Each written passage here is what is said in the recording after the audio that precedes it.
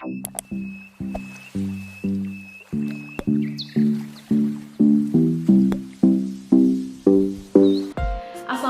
warahmatullahi wabarakatuh. Thank you very much for coming in my video and welcome back to my channel. Dalam video kali ini, kita akan belajar memahami pasar tenaga kerja atau pasar jasa. Nah, pertama kita harus tahu dulu jenis-jenis tenaga kerja. Tenaga kerja terbagi menjadi 3 ya. Yang pertama ada tenaga kerja terdidik, ada tenaga kerja terampil, kemudian ada juga tenaga kerja tidak terdidik dan tidak terampil. Nah, tenaga kerja yang terdidik ini adalah tenaga kerja yang memperoleh kemampuannya dalam suatu bidang itu dengan cara menempuh pendidikan formal. For example, dokter, arsitek, kemudian dosen gitu ya. Nah, kemudian tenaga kerja terampil ini adalah tenaga kerja yang membutuhkan keahlian di bidang tertentu dengan melalui pelatihan atau pengalaman kerja. Misalkan seperti musisi, kemudian sopir bus, kemudian apa yang lain ya, gitu. Kemudian bengkel gitu ya, mekanik gitu-gitu. Nah, ini butuh keterampilan dengan melalui pelatihan atau pengalaman kerja. Kemudian yang ketiga yaitu tenaga kerja tidak terdidik dan tidak terampil. Nah, ini biasa disebut juga kadang dengan pekerja kasar ya. Nah, tapi jangan lupa mereka ini juga sangat berjasa. Nah, tenaga kerja tidak terdidik dan tidak terampil ini bekerja hanya mengandalkan tenaga saja tanpa ada keunggulan lain. Contoh misalkan kuli ya, gitu-gitu. Nah, hubungan antara produktivitas dan upah. Nah, upah real yang diterima tenaga kerja terutama tergantung kepada produktivitas dari tenaga kerja tersebut. Nah, sedangkan di negara-negara maju menunjukkan bahwa terdapat perkaitan ya. Terdapat perkaitan atau kaitannya sangat erat antara kenaikan upah real tenaga kerja dengan kenaikan produktivitas mereka. Nah, penentuan upah di berbagai bentuk pasar tenaga kerja. Ini yang kita bahas dulu poin A. Dalam persaingan sempurna. Dalam pasar persaingan sempurna terutama pada pasar tenaga kerja ya.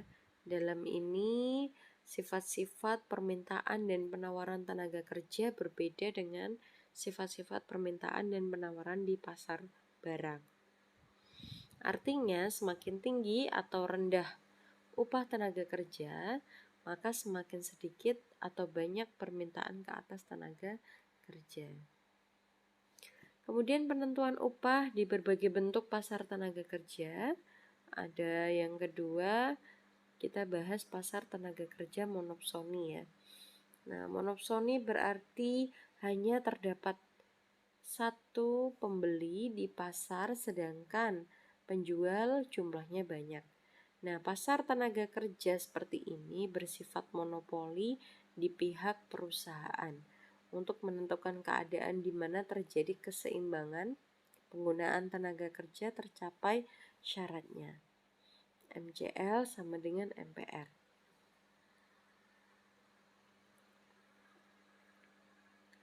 Nah, penentuan upah di berbagai bentuk pasar tenaga kerja yang ketiga, ini ada pasar tenaga kerja monopoli di pihak pekerja.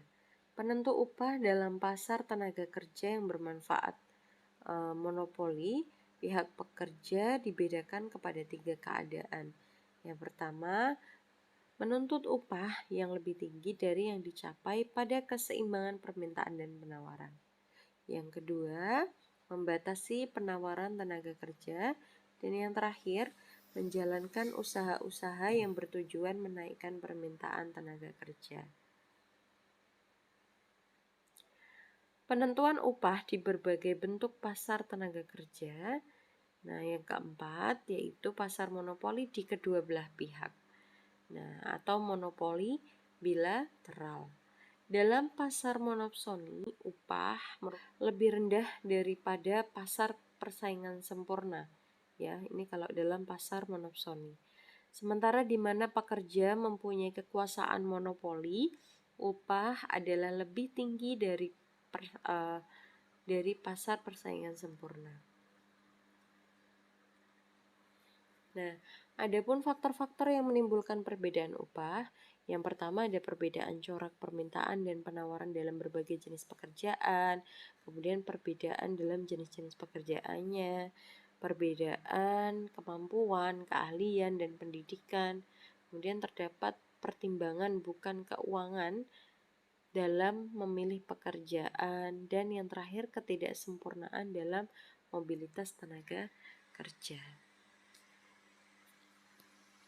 Oke, terima kasih. Demikian yang bisa saya sampaikan. Silahkan untuk apapun yang masih kurang jelas, tentu banyak ya, karena ini penjelasan singkat. Silahkan kalian lanjutkan untuk diskusi di WA Group seperti biasa. Dan jangan lupa untuk Komting bisa membuat hasil rekap diskusi per pertemuan untuk nilai keaktifan. Terima kasih. Wassalamualaikum warahmatullahi wabarakatuh. Karena kalian sudah nonton sampai akhir, dan jika kalian suka, jangan lupa like, comment, dan subscribe. Oke, Assalamualaikum warahmatullahi wabarakatuh.